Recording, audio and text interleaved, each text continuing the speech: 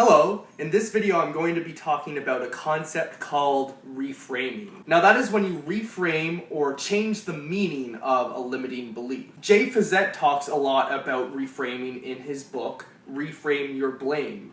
He talks about changing your mindset from a victim mentality to a mentality that is more personal accountable. A victim mentality is framed when you are at effect, basically meaning you blame the circumstances of your life on other people or yourself. This mentality is not empowering because you blame your circumstances on other people or yourself. When you are in the personally accountable mindset, that is when you are at effect, meaning that you take 100% responsibility for the things that happen in your life. You don't blame others or yourself for what is going on in your life. I attended a couple seminars in the past year that were put on by Jay Fazette.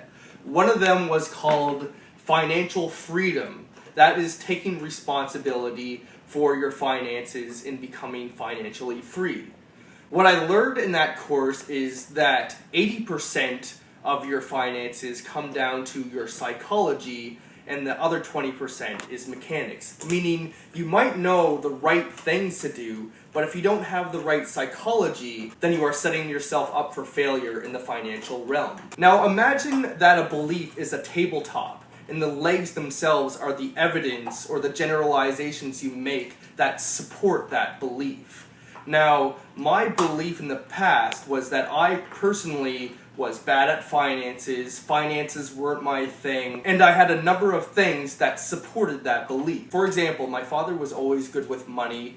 I remember as a kid he was always creating budgets, and that's what he does professionally. He's a professional accountant for the company that he works for. Being that he was so good with money, I always had the mentality that I was a little bit behind in finances. I always felt that I didn't do as well when it came to the financial arena.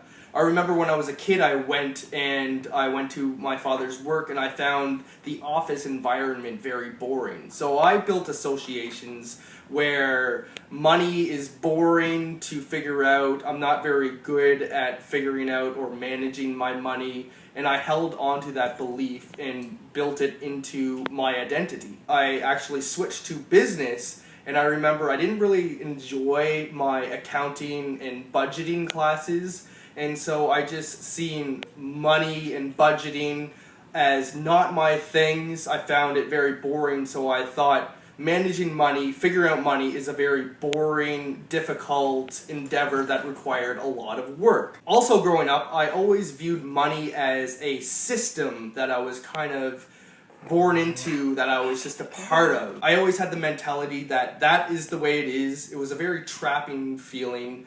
And I always heard people complain about the economy. You know, the economy is bad right now. That's the way it is right now. So those aided in supporting the belief that money is difficult, it's boring, I'm not good at it, and I'm behind. I also had the mentality that money doesn't buy you happiness. Acquiring a lot of stuff doesn't bring you happiness, so what's the point? I almost had a negative association to money because I had a negative association to materialism itself. I always thought my purpose is to help people, so if I'm spending all of my time trying to accumulate money, accumulate stuff, then that takes me away from my purpose of helping people. All of these beliefs were very disempowering in my financial realm of life. Now, as I started working on the psychology of money, going through these courses, reading about the psychology behind money, I now have a lot more empowering beliefs that will help me in supporting my financial future. For one, I accepted that I am 100% responsible for my own finances. I no longer blame the system.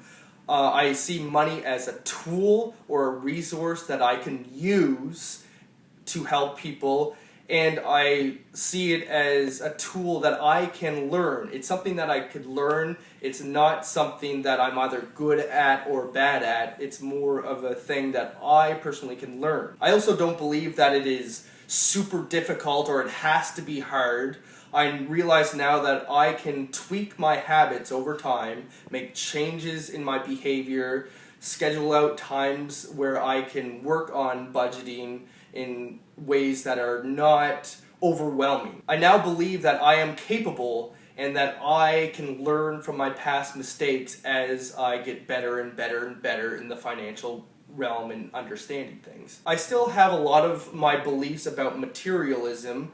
I don't believe that money necessarily will buy you happiness by accumulating stuff. A lot of the times I find people may get addicted to the feeling of buying something new because they get a psychological rush, but that is short-term gratification and is not a lasting, fulfilling feeling. But at the same time, with money, I realize that that could help me in my purpose of helping people. It could help me enrich my life. It could help enrich the lives of others. And thinking of all the things that I can use with the resource of money, I could help charities, I could help other people. Now I have a much more empowering belief that taking responsibility for my finances will help me towards my purpose of helping other people. Also, by taking responsibility for my finances, it helps me get to a position where I'm less worried about money. In the past, I've always been worried about money, worried about paying rent, food, being in debt. But now that I look to the future and I accept responsibility and I'm less worried about money, I have more time and energy to focus on helping other people and creating things rather than always worrying about money. I've heard about this reframe many times in psychology and coaching and self-help. The belief that there's no such thing as failure, there is only feedback.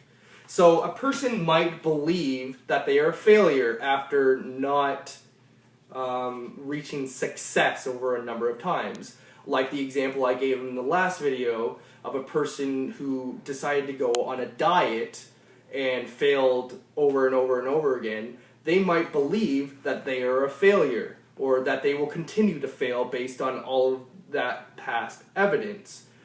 But if that person were to really accept that there's no such thing as failure, only feedback, then instead of seeing themselves as a failure, creating that self-fulfilling prophecy, they can learn from their mistakes. So a person might go and they try to exercise every day for a week, and they go out and it's painful, they find it boring, they don't really like it that much.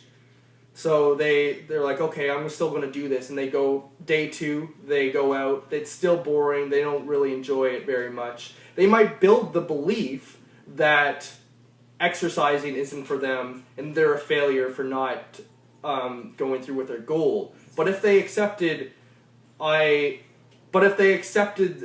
belief that there's no such thing as failure, only feedback, they might say to themselves, oh, I don't believe that running is a good behavior or exercise for me. Maybe I will tweak the way I do things and try something else like biking or hiking, or do something that's fun rather than boring. Do something that they enjoy doing rather than accepting failure and accepting that exercising isn't their thing, because that's a limiting belief and it might not even be true if they find their right thing. So being that said, I implore you to self-reflect on what your victimization experience might be. In what areas are you blaming other people or blaming yourself for your circumstances, whether it be in the financial realm, the relationship realm, or any other experience? Once you become aware of your victim self-talk, think of ways that you can take personal responsibility for that area in your life. I hope you found this video on reframing helpful. See you later.